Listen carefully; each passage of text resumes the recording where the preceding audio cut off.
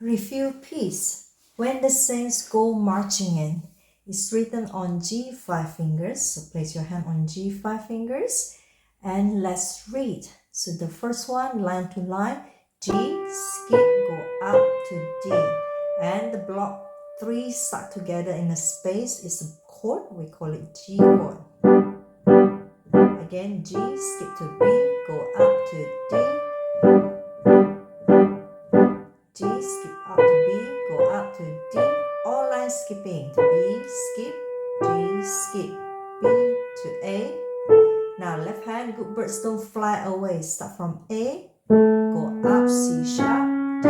From every good boy, B, go down to G, skip to B, skip to D, go down to C. Left hand, start from good birds don't fly away again. A, go up to C, start from B, go up to D, skip to B, and then stick together A, G. Now chord. Rest from B, go up to D, skip to B, go down to G, and a chord. G. Slow accompaniment.